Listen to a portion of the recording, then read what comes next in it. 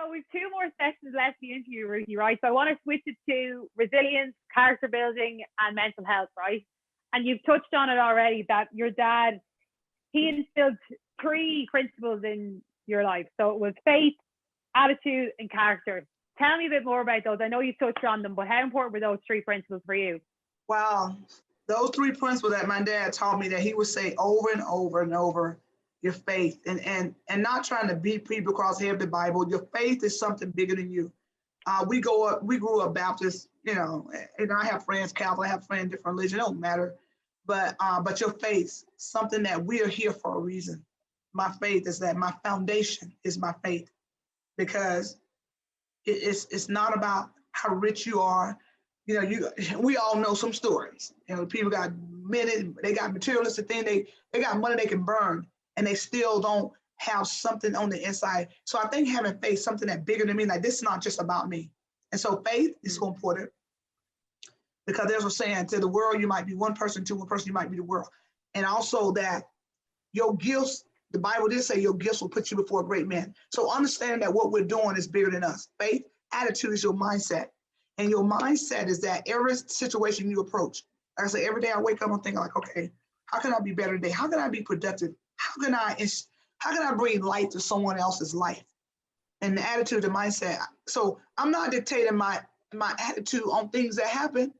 Oh my God, if you really knew like what my life, what I'm going through, like things I go through, people like, I can't look like my situation. I don't have to look like my situation and what I'm going through. So my mindset is that I'm not gonna let anything take my joy, steal my joy, because I will be giving my power away. And I wrote a journal called Keep Your Mighty Power, and it's a writing journal for girls. And I'm like, hey, I don't care whatever you do, don't let someone take your power. So that's a mindset, is that, you know what, I'm gonna be the best version of me. Whatever else happens, happens. And that's a quote, that life is 10% of what happens to you, 90% how you respond to it. I'm gonna say it again, life is 10% of what happens to you, 90% how you respond to it. My father put that on every door in the house. And I'm thinking like, okay, it's green on this door, it's red on this door, it's yellow on this door. Like, what's the big deal? It's the same thing. Like, seriously. Like, I'm like, Dad, are you for real? Like, but my dad wanted us to get that embedded here and here. Because he said, daughter, and that's what he called me most of the time, because he couldn't remember my name. We're 12 girls. He said, daughter, if you can get this, not just memorize, but get it in your heart, he said, because you're gonna need this as you embrace this real world.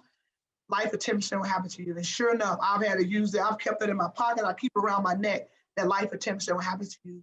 9% how you respond to it. And that's attitude and that's mindset. And then character. It's your actions, okay? And I share this when I speak to kids, and I think about everything starts in the mind. Your thoughts, see if I get this right. Your thoughts become your words. Your words become actions. Your action becomes your habits. And your habits become your character. And guess what? Your character determines and your character determines your destiny. So your character and your actions, and only your actions. I say, when I say only where you are, like when I will, I own my who I am, and that's just me. I will watch film, and I might have had a pretty good game, defensive game, and I'll watch film and like, you know what? Man, I let that girl get by me twice. She may get by one of my other teammates 6, 7 times. It won't phase him, but me, I'm like, oh man, if she hadn't got by me, maybe Lisa Leslie would have had to foul out to try to block her shot. And so I always own my flaws, my flaws, and just like, I want to be better. I learned my daughter, I remember her telling me at 7 years old, I think she said I was talking to her, but I was talking too loud. She said, Mama, can you just talk to me in a better tone? I was like, oops. Yes, I'm so sorry. And I was frustrated about something else. But I can learn. I'm not too proud to say with my actions, owning your action, to me, that's what builds character, is that, you know what, this is where I'm at, this is where I want to go. And your character embodies who you are. And check this out, your character not always when people looking, your character is what, but you do behind closed doors. Because your character gonna find you out. Your character gonna show. It will show eventually the kind of character that you have. 100%.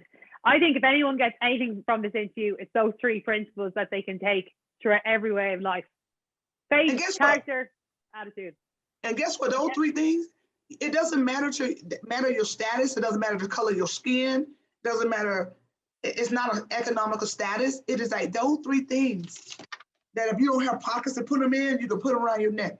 Those three things that if you keep as your pillows, it is just, I think about, and one of the reasons I'm so adamant, I'm so like, because I remember my dad telling me all this stuff and sharing all this stuff, and I'm thinking like, when I was going through my challenges and when I was just trying to decide on, should I get on that bus to go to Auburn?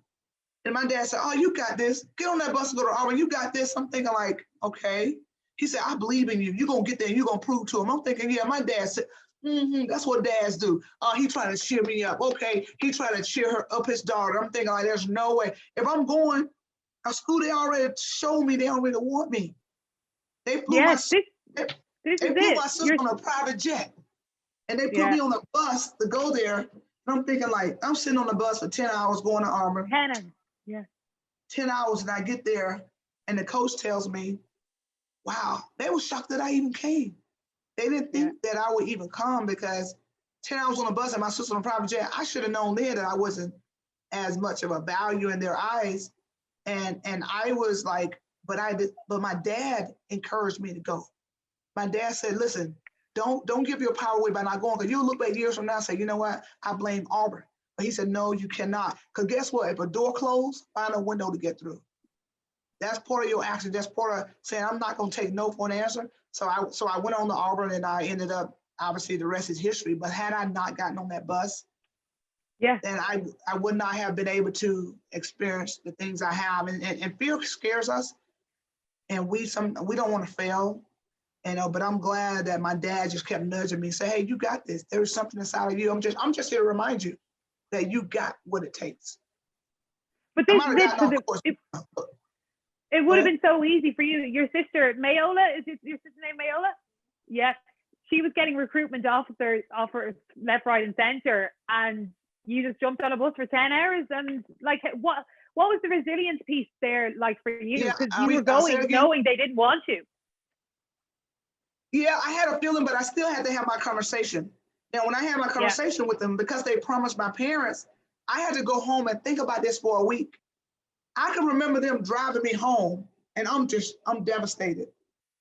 I'm like, man, my life is over. I've been a good girl. I've gone to church. I don't try to start fights with anybody. I listen to my parents. I eat my vegetables. I couldn't figure out like, why is my life turning upside down? Like, oh my goodness. And I was like, when I got home, my dad said, this is what he told me, is what's inside that counts.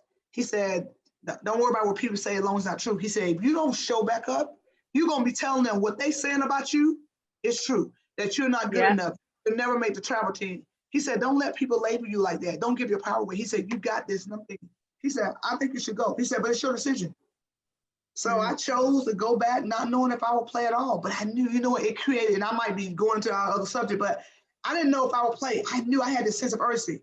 In my DVD that I'm doing too, is about, as I'm saying, about, I'm going to ask you, you heard it saying about don't put all your eggs in one basket? I do indeed. Hey, listen, you ain't got but one basket. Guess what? You put every egg you got. When you got one basket right there, it's a sense of urgency. It is like, I have no room for error. This is it or never. I put every egg I had in that basket when I got to Auburn. If the coach said do 20 push-ups, guess what? I did 30. If we did a sprint and he wanted us to be done in 10 seconds, I got done in 8. I was trying to exceed expectations because I didn't want to leave any room for error. And that drive inside of me is like, I can't. So that sense of urgency, it pushed me forward. And so, and that's what really helped me become this fight. I wanted so bad. That's what I'm saying too, knowing your why. When you lose your why, you lose your way. And knowing what your why is, I want this. And so what? If you, and I tell the young people, if you fall flat on your face, you gotta say it's okay. It's okay to fall flat on your face, because guess what? You being young, you get back up, and guess what? I said, if you fall flat on your face again, you get back up. And I would tell the kids that one of my speeches, presentation I had permission slips. That is what's inside that counts.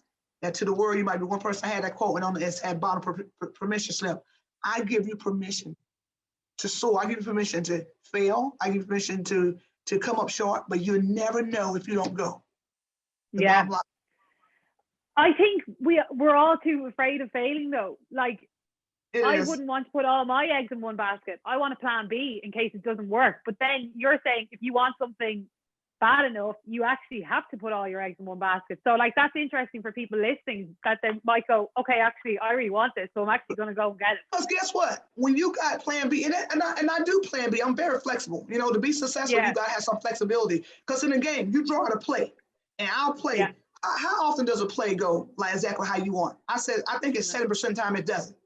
So if Yeah. you got a play where I need to drive straight to the basket, that might not happen. But guess what? I might have to pull up for a shot, or I might have to get a screen. So there's more than one way to score and win. But there's a time when the clock is down, the clock is running down. The clock is like, you ain't got a chance for one more play. It ain't no plan B. It is a sense of urgency. It's like, right now, I got to do it right now. So when I was going to Auburn, no other schools wanted me. So I can sit back and say, okay, well, I guess I'm going to hope somebody call me. I'm going to hope somebody, no, it is now. I embrace this opportunity now, or I stay at the house, or I do my other career. I sing, or I'd be a nurse, but basketball wasn't going to be it. I wanted to play so bad. I'm like, how can someone that plays state, won state twice, was averaging about 25 points a game, how can I not get a scholarship? How can I not go to college and play basketball? I'm like, I know I had a bad jump curve. I'm like, is it that bad? I didn't think, I'm like, what the world, you know? No, your hair is class. Crazy. Absolutely class. I need to put a rose right. Brilliant. No, so good. Ruthie, has there been any other challenges that you've had to overcome in life then? I just want to give people an idea of any other challenges, and what's your advice for young girls and boys who may be going through challenges now, whether it be in school or adults at work or just in life in general? What would you say to them? I'm going to say another challenge that might happen is injuries, okay? Yeah, and yeah. And I want to say too, for the ones that watch, and I talked to some athletes last night, and I'm actually going to a game tonight. And I share with them during this pandemic, listen, I want you to rise above. I said, during this time that you're waiting, I said, if you tell yourself that the worst year is going to be the worst year, find something to do. If you got a basketball at home and you're not able to practice that much, practice on your ball handling at home. Work on your push-up, getting your strength, working on your core. Do something you could do. I said, because there is something that you can do even during this time. And I said, please don't. I said, there's a quote. We miss out on opportunities because they come in work clothes. I said, don't miss out on the opportunity to grow because, well, it's not like it used to be. I'm going to give up. I said, because that's easy to do. Oh, yeah, I'm going to give up and walk away. That's easy. But what's going to show your true character? I know we talked about character earlier. It's about how you fight, how you maneuver through, how you find a way. I tore my ACL late in my career. I had probably one of the best games of my life. And I watched this game like 2 months ago, the World Championship game. I got to tell Adrian, he got to see it. Oh, my goodness. In 98, in Germany, the World Championship, we played the Russians. They had our number because we had won. In 96, we had won. You know, we took the world by storm in 96 Olympics. In 98, I'm like, shoot, we had somebody else backyard now. Can we do it? The pressure was on. The Russians had our number. We were down 12, 13, I think 13 and 14 and a half. We just could not really get in our rhythm, our groove. They played us this weird defense. And we were just like, oh my God, we were just like in this weird place. And I remember sitting down with about 4 minutes left to go. And I tapped my coach, I never do this. I feel like I'm probably one of the best team players in the world. Like if the coach play me 30 minutes or she don't play me none, I'm not gonna question the coach. I'm gonna trust my leadership. And so I remember tapping the coach, like I gotta go back in the game. She was like, what? That was assistant coach. She put me back in the World Championship game. Dawn Slater she was the point guard.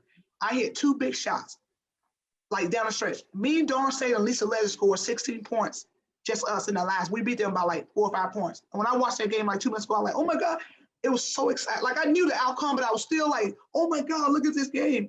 So my point is I was on cloud 9. We had just beaten the Russians and it was so exciting. I go back to my WNBA team, and the 5th game of the season, I tear my ACL. Oh my goodness. And I'm like on cloud 9, but now I'm actually just devastated. I tore my ACL. I was like, nightmare. And I'm 33. Okay, that started old in basketball. I'm 33 years old, and I'm just like, oh my God, how could this happen? So, and I now I gotta act, I gotta speak it, I gotta talk this thing out now. I gotta pray this thing out. And I've been talking about attitude. Now I gotta really don't talk about it, be about it. And so I started working my butt off, and I was like, man, well, I was hearing rumors that I retire. And I was thinking, yeah, I won a gold medal in the Olympics and the World Championship in the Goodwill. I had played like 8 national teams. I'm like, had a pretty good career. I'm like, I think I'm gonna just transition to something else. And guess what? I heard it was in the papers that I heard Ruthie Bolton not thinking about coming back because she's too old and rusty. What did I hear Oh, that? I was like, watch out now. This trigger. game on, baby. Listen, I started working harder.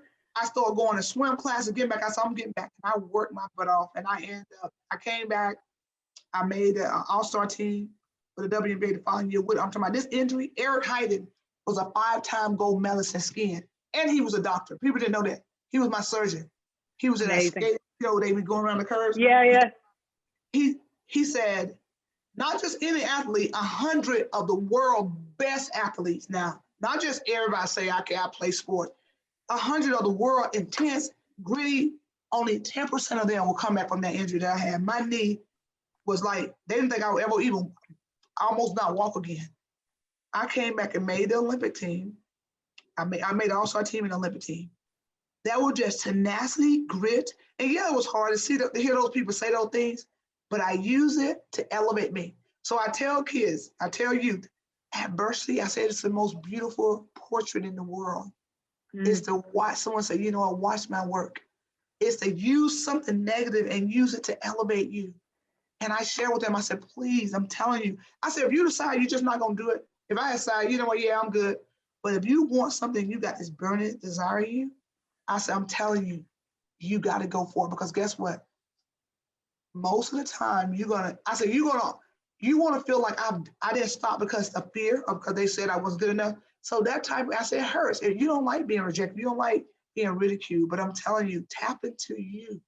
There's something waiting for you. Your inside said, please come. I'm here. Something inside you say, I want you to know that you got this.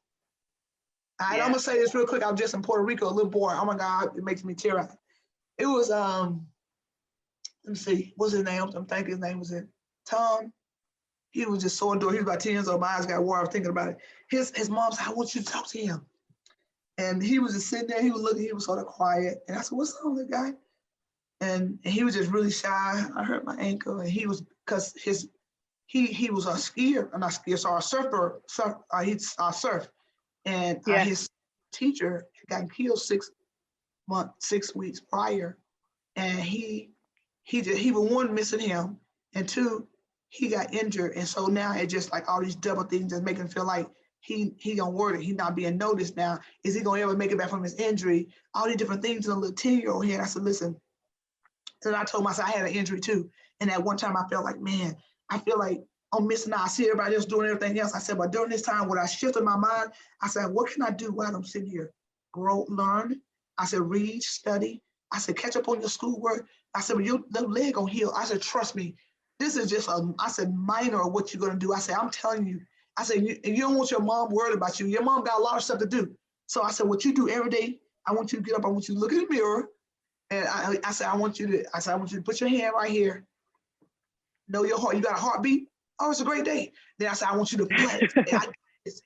I said, when your mom saw saying how you said, Mommy, I got this. And so he was like, so his mom texted me later. I gave him my number. In Puerto Rico, I gave him my number. And she said, I want you to know my son says he got this. And that was just so, it's like letting them know that it doesn't matter the adversity, the challenges, they're just shaping you into something even better. I look at my life, all the things I could have stopped at I had so many crossroads, so many detours, but look at what happened, the fact that I didn't get up and go away. That those hard times, I just said, wait, okay, tap into you, Ruthie, tap into that inner source. You got this, tap into that faith, tap into that mindset. Tap into that character, my action. What am I going to do about this? And I said, you got this. And I said, because it's what's inside that counts. And to me, that helped me. And so that's what I want the young people to know. Don't please get over that fence. Don't let that fence overwhelm you. There's something on the other side. And that's what it's all about, letting them know there is something. Be true to what I'm feeling. Journal say, I feel horrible. This sucks, whatever. But you know what? There is an other side. And I'm going to get to that other side.